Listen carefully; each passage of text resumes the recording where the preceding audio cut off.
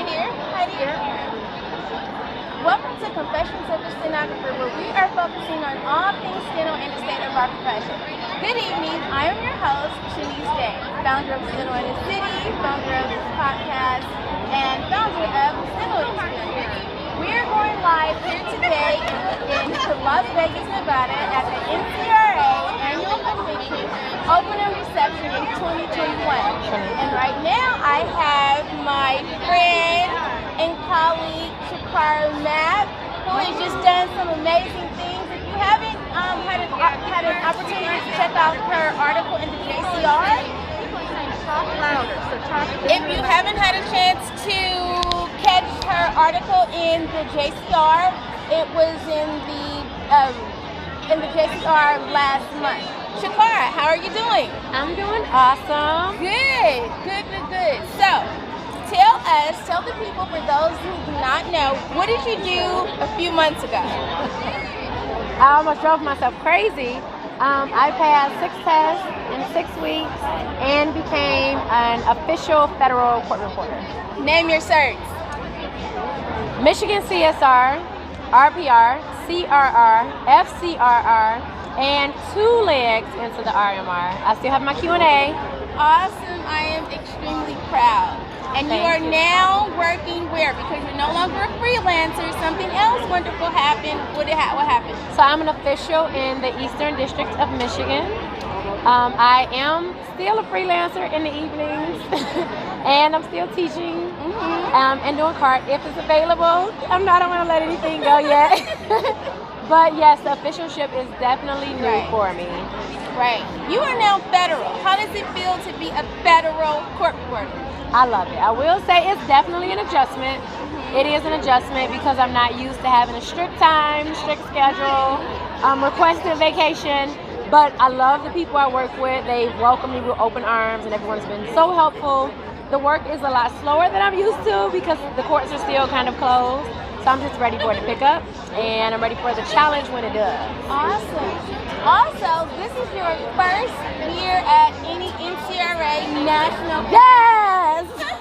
So how do you feel? Like, what are you anxious? Like, this is the first big gathering that you've done. You just arrived yesterday, so this is an opening reception. You have reporters from all over. How does it feel to be in this room right now? It feels amazing. Like, seriously, amazing is an understatement. I was so excited to be here. I started packing weeks ago. We got here early, and I could not wait. We were in here maybe 2 hours before it even started. So I am so excited to be in this room full of amazing reporters and student reporters. Right. Have you did any networking so far? Have you met anyone or seen anyone that you met online? Have you met any connections? Oh my gosh, I've met a lot of reporters and even students online that I've talked to. They've inboxed me or I've inboxed them, and so that has been amazing, just actually being able to put a face in person and being able to talk to them not on a computer, not in a text, not in the email. So yes, I have. Okay. Is there one thing that you're looking forward to this weekend? My biggest thing is networking and learning from those who have already done everything that I'm trying to do, such as Charisse and Angie and Scott and the reporters that already have all of the certs that I'm trying to get. So learning a lot from them. And just a reminder, you guys, Shacara, she did episode 3 of the podcast. So thank you so much. She did episode 3, and she also did an episode with Scott. On episode, I want to say it's 26. And before we wrap up, Shacara, why do you love being a court reporter, stenographer, or whatever term you go? What term do you go by? Do you like court reporter, stenographer? What do you prefer? Both. Okay. I'm used to being called both. So what I love most about it is being able to provide for my babies without a worry in the world. Just knowing that this career has provided so much for my family, and I'm still growing. I wouldn't change it. Right. I would not change a thing. Right. Well, I love you. I appreciate you. You're so you amazing. You inspire me. You are just an amazing woman. Thank you. I thank you. All your badges. I hope you take in this convention and have a lot of fun. You're in service. Thank you. Okay. Thank you. Oh, you got. Okay. I just was talking about all three of y'all. Right. Are you still live, Heidi? Yeah. Okay. So next step, we're just getting started. Come on down. Uh-oh, what you say? So for you guys that are just tuning in, welcome to Confessions of a Stenographer, where we are focusing on all things steno and the legal profession. We are live here at the 2021 NCRA National Convention in Vegas, and we're going live.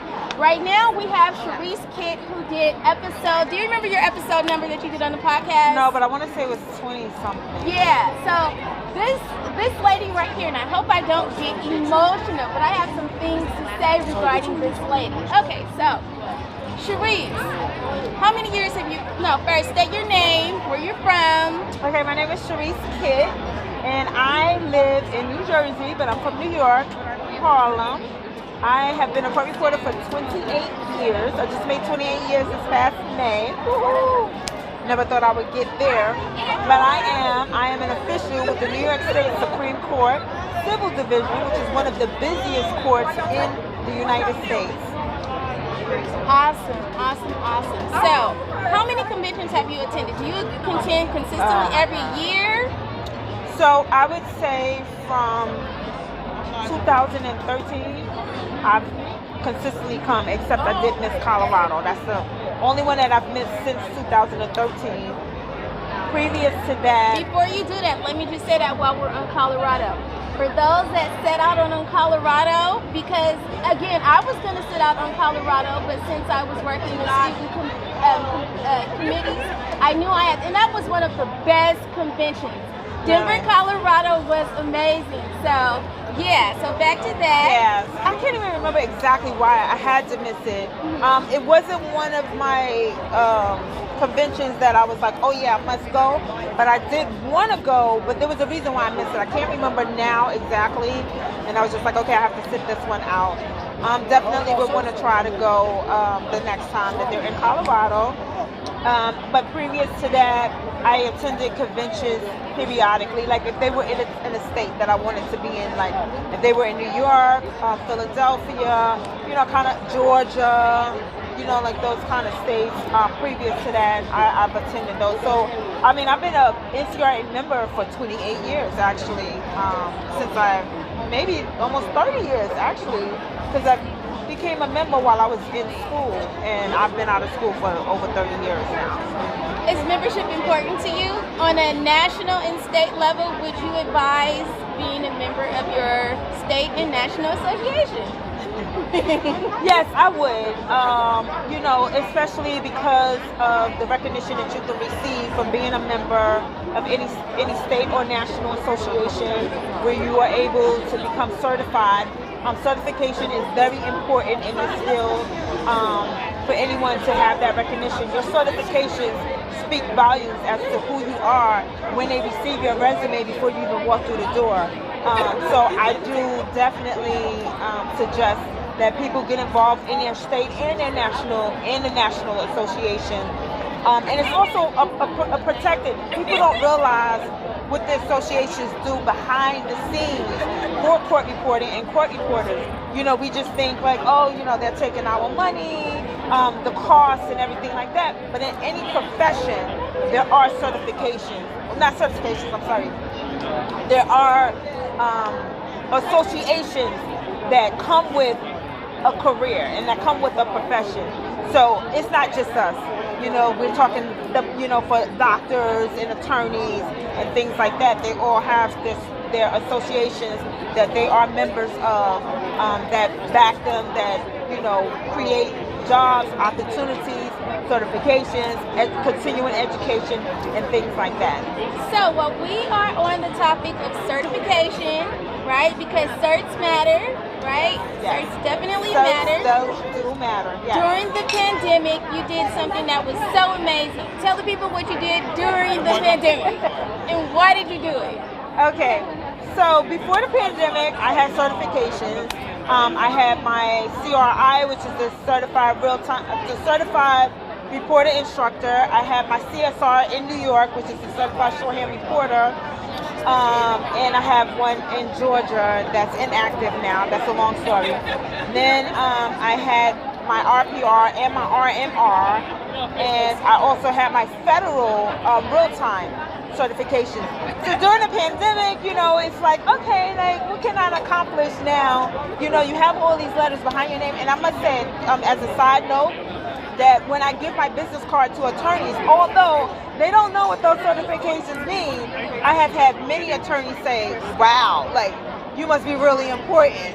You know, they don't know what they mean, but they know that they mean something. So during the pandemic, the first test that I took was the California test, thanks to Shaunise. Shaunise was on me like, oh, I'm telling you, you should take this test. And I was just like, you know, I always wanted to, thought about it, but I was like, I don't know, like, what can I do, you know, with this? But Shaunise was like, no, you know, come on, it's going to be online. This is the first time they're doing it. And I felt like, you know what, why not? I don't have to fly out there and take this test. Let me take the test. And let me tell you something. Wherever you are, if you're not in California, you're in another state, and you ever thought about taking a California test, or even if you haven't, I think that California machine test is the best test. Out of all the tests that I've ever taken, they have the best machine test to me. Yes, it's 4 voice. Yes, it's like 10 minutes. But I'm telling you, they have the best test that I've taken thus far. Then, after that test, which I am California certified, I did my RDR. And I got certified in that, and now I'm on to Texas, so I'll be half certified. I just took right before the convention, I took their machine, and I know I passed it, so I'm not even worried about that. And so now I will just have to pass their written test. So within about a few months, I'll be Texas certified as well. Right, and before we get to that, so I know with Texas, because I've been paying attention to just how we test all over. If you have your California's test, you should be able to just take the written test. So did you just take the skills portion for fun? And then also now if you have just your RPR, they'll show reciprocity, and you'll just only take the written test to get your license. Okay, so I have to actually like really look into that. When I had actually reached out to them because I had heard that they were taking tests, there's just like so much that you have to go through to get that reciprocity that it just made more sense just to take the test. Right. You know what I mean? Right. So I just figured, you know what, forget jumping through all the hoops on trying to get certified. It's just easier to take the test. And I took the Texas written test and I missed it by 1 point. And I'm gonna tell you, now Texas has the best written test. Yeah. That is the best written test that I've ever taken. So go for your Texas. Yes, it's 225.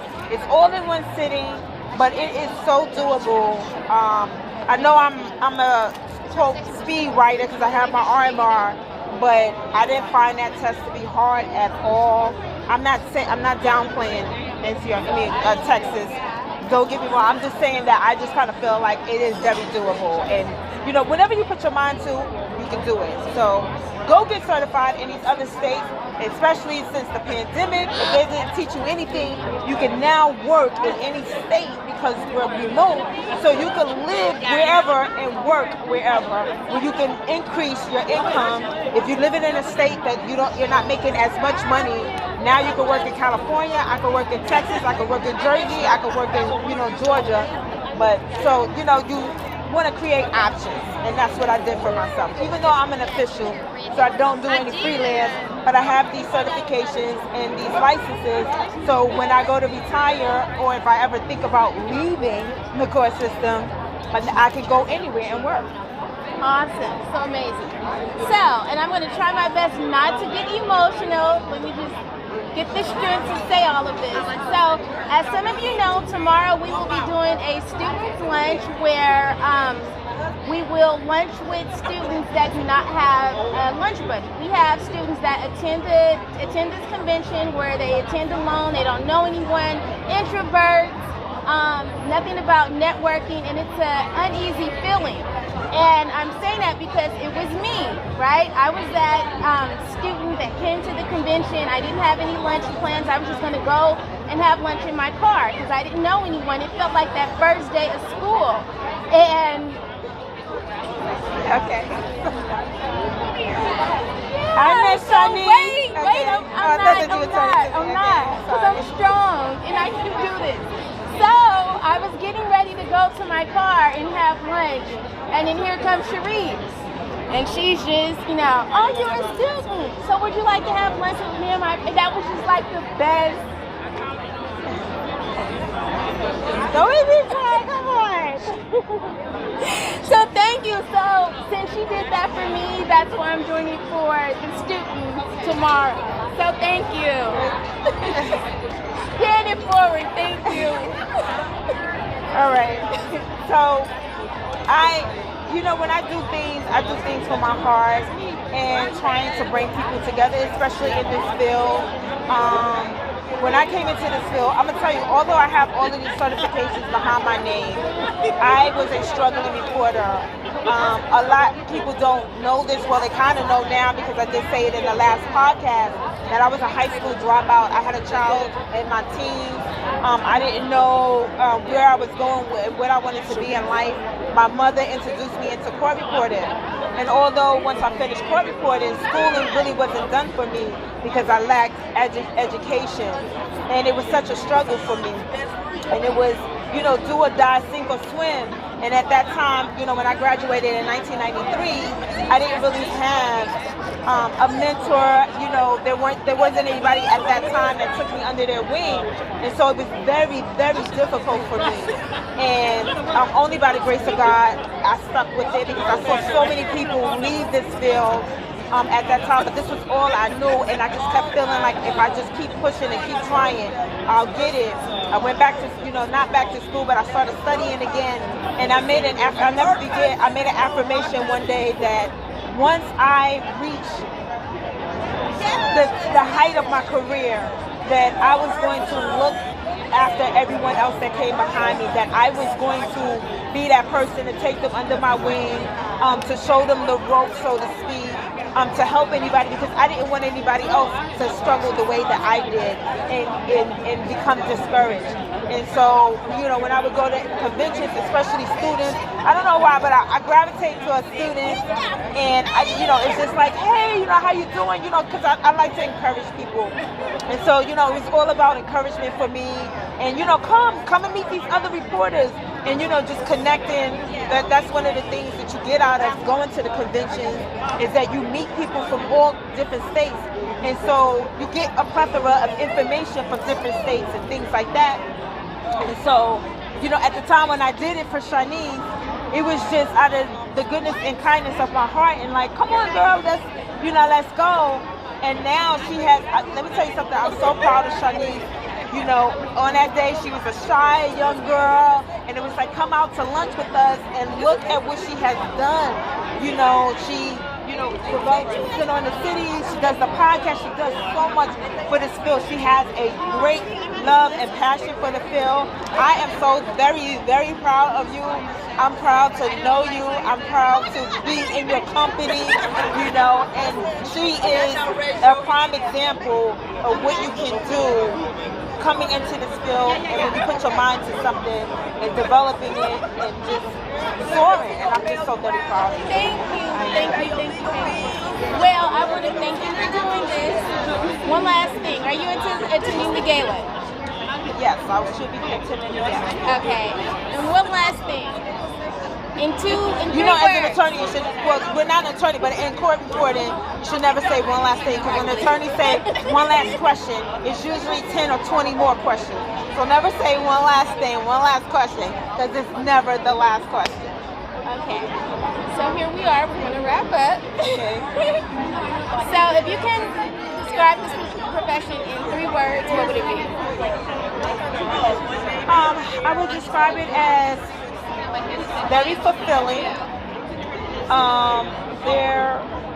It's a career, a professional career, and you should treat it as such. It's very rewarding. It's a continuing education. You learn so much. You could be in the room with a star, a multi-million-dollar star, and you could be in the room with, the person next door that lives next door to you.